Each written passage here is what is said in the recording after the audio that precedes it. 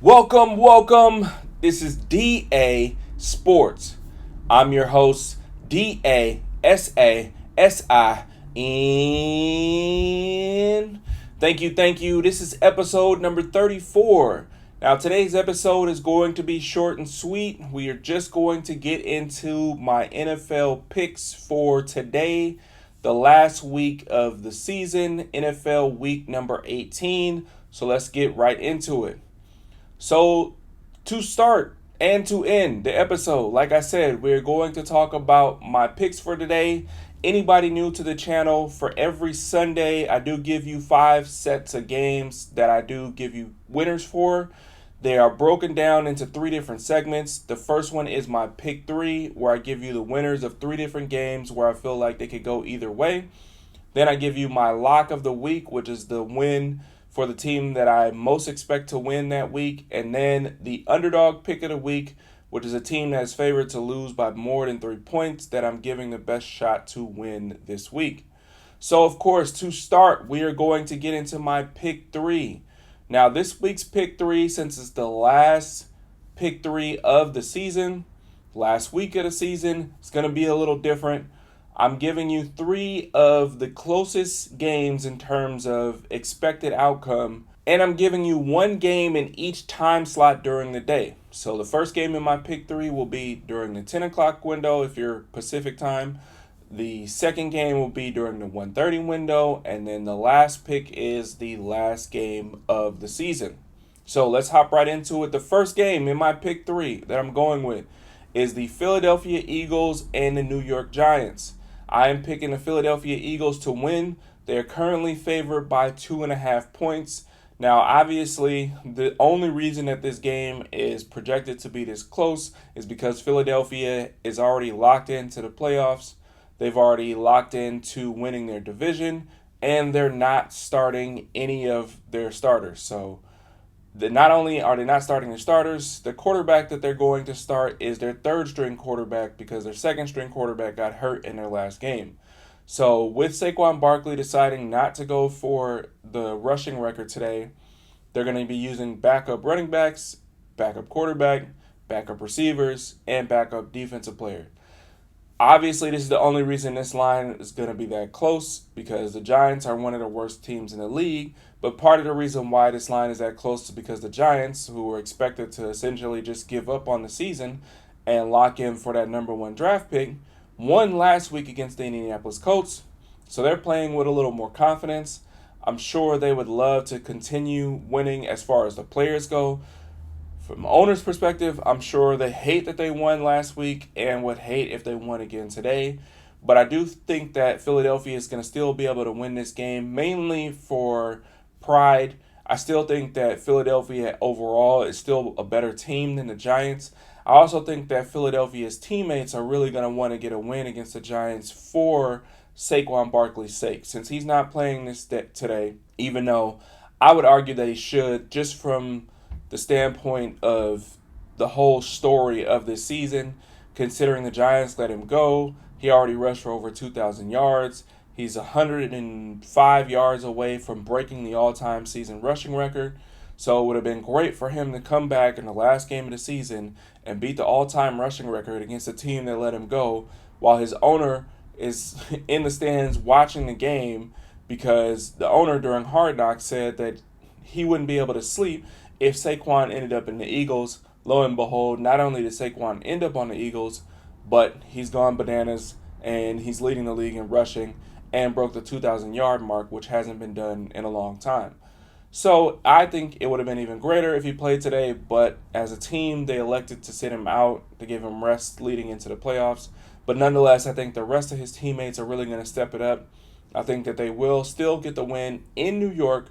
Actually, no, this game is at home for Philadelphia, so even better. I think Philadelphia still get the win. I think they'll probably cover the 2.5 points and be the first win of the pick 3 for this week.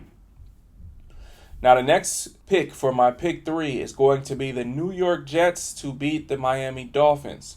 Now, the New York Jets are at home. This is the second window of games today. This one is interesting. I went back and forth for one main reason. Miami still has a chance to make the playoffs. If Denver loses today to the Chiefs and Miami wins, then they make it into the playoffs. If Miami loses this game, they miss the playoffs because Cincinnati would then take that final seed. The Jets, however, are eliminated from playoff contention, so some people would argue they have nothing to play for.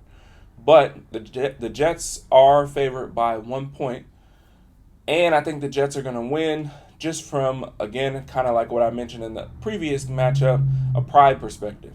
This may be Aaron Rodgers' last game as a New York Jet. The season as a whole has been very disappointing, and I just feel like he's going to muster up enough to kind of put a picture together of like, hey, I'm not as bad as our record suggests, and help the Jets get this win. The Jets do have some injuries. Sauce Gardner is not going to play today.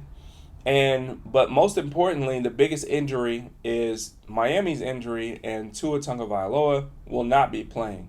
And we've all seen throughout the season that Miami is not as explosive without Tua as they are with Tua. If Tua was playing, I would take Miami to win this game easily. But because he's not playing and because of the overall circumstances, I think the Jets will enjoy playing spoiler today and kicking the Miami Dolphins out of playoffs. Whether or not that means that they'd even have a chance to make it to playoffs, we'll kind of discuss a little bit later. But I am taking the Jets to pull off the win and eliminating Miami's chances as my second pick as a part of my pick 3. Now the last pick for my pick 3, the last pick of the pick 3 for the entire NFL season, comes down to the last game of the season. It's the most important game of the week. This game determines the number 1 seed in the NFC playoffs. Not only does it determine the number 1 seed, but the loser of this game drops from potentially being the number 1 seed to being the number 5 seed in the NFC playoffs. It is a division rivalry game. It's the first time ever we get 2 teams matching up in the regular season who both have 14 wins apiece. That's right, it is the Minnesota Vikings and the Detroit Lions. Detroit is at home. Detroit is favored by 3. But I'm actually taking the Minnesota Vikings to get this win in an upset. Main reason why is because if you remember the game they played earlier in the season, it came down to a last-second field goal that the Detroit Lions won. However, this team that's coming into today's game has much more injuries than the Detroit Lions team that had earlier in the season.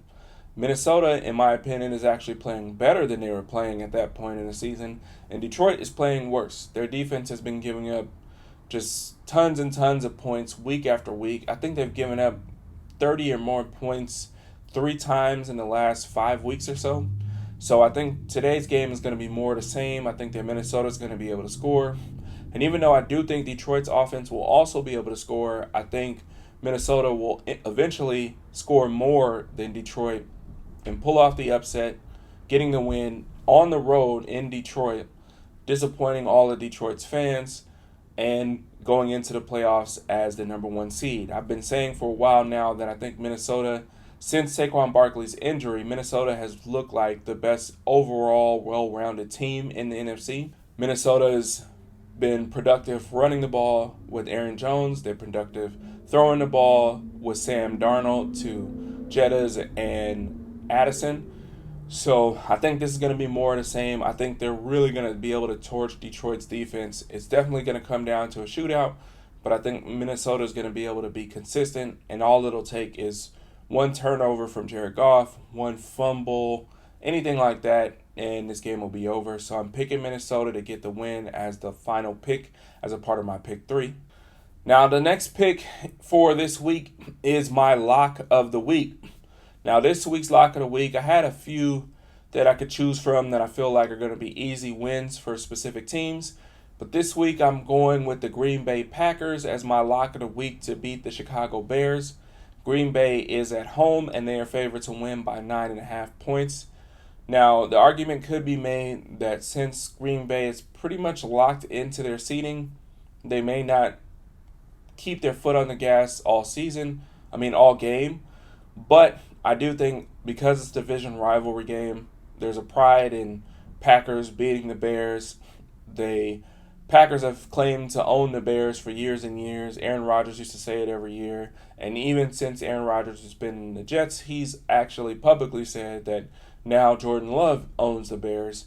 I think today is going to be more of the same. I don't like what I've seen from the Bears offense in the last month or so. I think Green Bay's defense is going to be just firing all over the place. They're going to confuse Caleb Williams. I think they're going to hit him a lot. I think there's going to be several turnovers. I think Green Bay's defense is definitely going to step it up. They'll probably even get a defensive touchdown, and their offense is going to be productive as they try to get things dialed in as they lean into the playoffs. So I think not only will Green Bay win this game at home, but I think they'll cover the 9.5-point spread and win this game easily for my lock of the week. Now, the last pick for these picks is my underdog pick of the week. Now, this week's underdog pick of the week, I have to admit, I'm a little biased.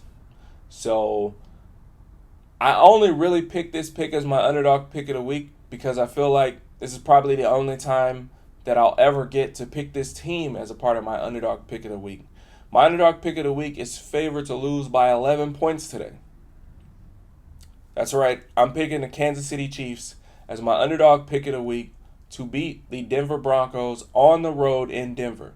Now, for those that don't know, Denver is very easy playoff scenario for them. If they win the game, they make the playoffs. And the Chiefs are resting majority of their starters. Mahomes is not playing, Kelsey is not playing, Pacheco is not playing, Kareem Hunt's not playing, Hopkins probably won't play, Nick Bolton is not going to play, Chris Jones is not going to play. So, with that being said, Denver should win easily. This is the reason why the spread is 11 points. Denver is at home. Denver almost beat Kansas City in Kansas City earlier in the season when all of the starters were playing. It came down to a blocked field goal with no time remaining for them to win the game. So, you would think Denver would win. That's why the point spread's 11 points. But for anybody who's watched Carson Wentz's career, you know that Carson Wentz is the equivalent of Dr. Jekyll or Mr. Hyde. And anything can happen when Carson Wentz is playing. That means that Carson Wentz could throw for 400 yards and 5 touchdowns. Or Carson Wentz could get sacked 10 times and throw for 50 yards and throw 2 interceptions. So that's what we're looking at here. I just think that because it's a rivalry game and all these players that are going to get more of an opportunity to play today for Kansas City, including Carson Steele, who, if you recall, earlier in the season, actually became the starter once Isaiah Pacheco got hurt. Then when the Kansas City Chiefs ended up signing Kareem Hunt, and then Pacheco came back, and Carson Steele hasn't really gotten much opportunity to run the ball. In today's game, he's going to be the main starter. I think he's going to relish the opportunity, and I think he's going to be able to run the ball successfully. I also think that Carson Wentz is going to surprise some people. People haven't been watching film on him in a long time, and people forget that he was leading a team to the best record in the league back when he was in Philadelphia. He was actually the MVP frontrunner before he got hurt, and then Philadelphia ended up winning the Super Bowl that year without him.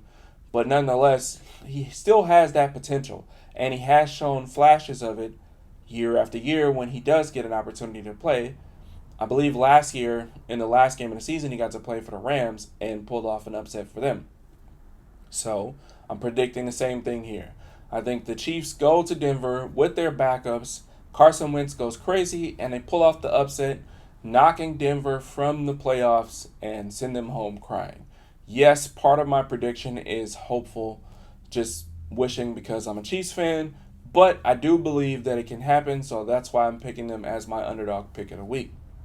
So that wraps it up for this week's episode. I want to thank you all for tuning in. Please make sure you like and subscribe and share wherever possible, and I look forward to seeing you in the next episode. Peace.